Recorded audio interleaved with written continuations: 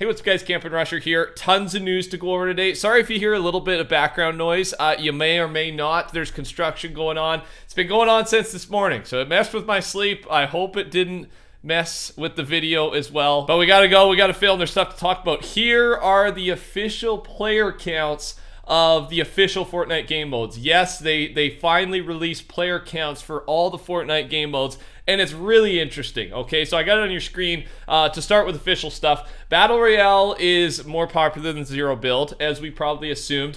It's about 2 to 1, but I've seen it get as close as like Battle Royale 220,000, Zero Build like 190,000. So 60 to 75% of people at a given time are playing Battle Royale, and the other 25 to 40% ish are playing Zero Build. So I've always wanted to know that number. There's Arena as well. Creative, that creative number is just like people actually in the creative playlist. So no, there's more people playing maps and stuff. Save the World, 20,000.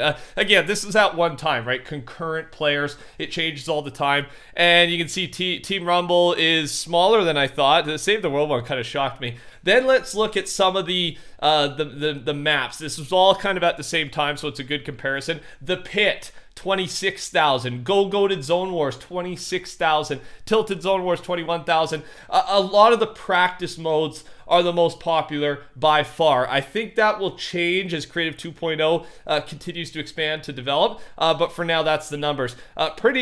Just eye-opening. I think the top 10 maps had like 150 to 200,000 people playing, so again, similar to those Zero Build numbers on just the top 10 creative maps. I am going to use this to mention something quickly. I am wanting to make a creative map, multiple maps ASAP, and with that, I am not a creative builder, designer. If you have any experience with Creative 2.0, and you're interested in working with me, it would either be part ownership deal or a flat fee. I'd kind of leave it up to you. We can discuss further. Send me a tweet, all right? It's linked down below. Tweet me with what you've done, kind of your portfolio, what you know how to do, and then we'll talk ideas from there. My thought is, I play Fortnite a lot. Why not customize the game modes that I'm playing in the background of these videos to exactly what I want, what I enjoy the most? I know not necessarily news, but just had to throw that out there. Okay, the handling turn radius of the rogue bike vehicle at higher speeds has been improved. A little piece that we didn't mention from our recent update Wednesday morning. Of course, I did mention this, but a reminder, building sensitivity and editing sensitivity on mouse and keyboard it now has an option, right? You can switch it from your aim sensitivity. Basically, you can go kind of slower aim sense, lower aim sense, and go higher on building and editing, right? I have not messed around with this because I've only played Zero Build since the update, but I cannot wait. If you've messed around with it, do you find yourself playing better? It probably takes a little bit to get used to, but I could see this improving keyboard and mouse gameplay dramatically.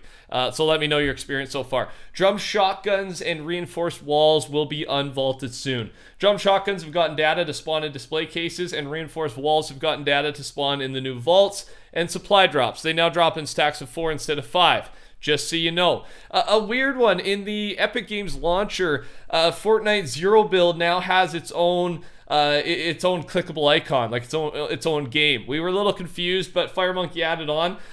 Reason for this is because Epic is splitting up each game mode into its own downloads so that you can save on storage if you don't want to play Battle Royale, but you want to play creative, etc. Basically, you could be a creative player and never touch Battle Royale. I think there's going to be a lot of players doing that. There might be already a lot of players that do that. Remember from a few updates back, there was the Hamster Spray, and it was more than just Fortnite news, it was kind of just gaming news. It looked exactly like an Overwatch, I think, hamster artwork, and like exact copy, right? We thought like actually they were hinting at a collab. It was so similar. It looks like that was not the case because they have adjusted it to make it look a little bit different, avoiding the original artwork. So yeah, I don't know if like a designer fully copied it or just, maybe in his brain used it by accident as inspiration. I talk here. This is kind of a big one.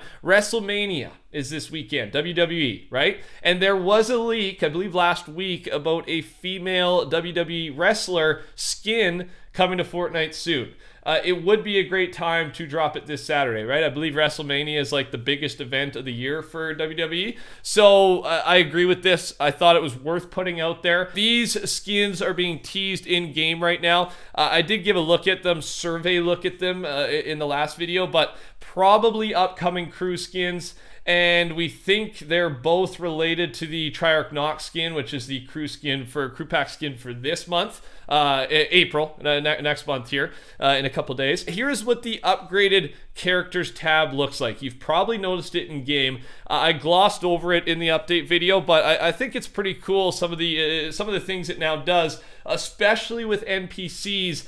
Getting a buff. It now shows a map displaying the locations of all characters on the island, both the ones you've discovered and the ones you have not. Once you do discover a character, you can view their services in the tab along with how many bars their services cost. And I love this, man. So while you're playing, you can just open it up anytime. And yeah, you got to discover them. Once you do, you kind of unlock all their details, because it's almost impossible to memorize all these locations. At least I've never even really tried, whereas like knowing where certain NPCs are and being able to go hire certain ones is a huge advantage. Again, especially with the new specialist NPCs that got added in this recent update, right? Bunch of different, some with a sniper, some can ping enemies, some can heal you, and that's not all. More types of specialist characters should be coming soon. According to Wenzo, spawn data for melee specialist was added. It looks like they were supposed to release this update, but it did not. So that's not all the specialists, right? We've got 4 of them so far.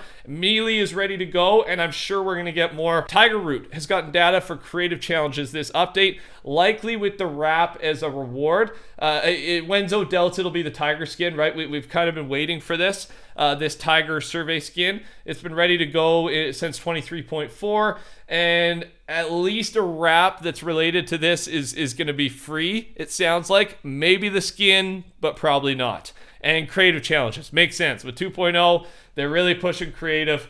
And it's an exciting time, man. Here are 2 augments which will most likely release in the next update. Tracker's Armory grants you a shadow tracker and a flare gun. Desperate Reload, 1.35 times faster reload when reloading a shotgun with no ammo. Okay, interesting. Both pretty good, right? I love the flare gun. Very powerful weapon. We'll be getting new Chapter 2 versions of the Squad's Origin skins, as Epic is working on 10 new ones, 5 male, 5 female. I rock these skins from time to time. I think it's such a cool concept, the season-themed skins, so I'll probably pick them up again if they add more onto that. Upcoming Boss Placer in-game. This is, I'm sure this is going to be for Creative 2.0. And yeah, being able, they use the Kid Leroy boss, I think, here as an example. I don't know if it'll just be this guy, if you'll be able to probably customize, I would think, an asset and put it in there. I don't know, right? This is why I asked for builders for help, because I'm clueless, right? I'm the guy that plays, promote the map, have fun in the map, but I got no skills. Really selling myself here for the partnership. But regardless, it's a cool one. I thought it was worth showing off. And then finally, this is a very interesting one from G-Matrix. In a POI exclusion list for bots, there is an entry for example Tilted Towers. Its coordinates are at this point on the map, right by Mega City. Could Tilted Towers have been planned to be on the map instead of Mega City? A couple other theories, or they put in Tilted first to see how big they can make Mega City. They used it again as an example, as a test, just to see what it would look like on the Chapter 4 map. Or is Mega City going to turn into Tilted? That one's a bit of a reach, but we love to reach, right? I'm pretty indifferent these days on Tilted returning. I'm loving Mega City. I love fighting there. I'm still landing there. And if they're gonna bring something OG back, bring back Pleasant Park. Thanks for watching. Take care. Talk soon. Goodbye.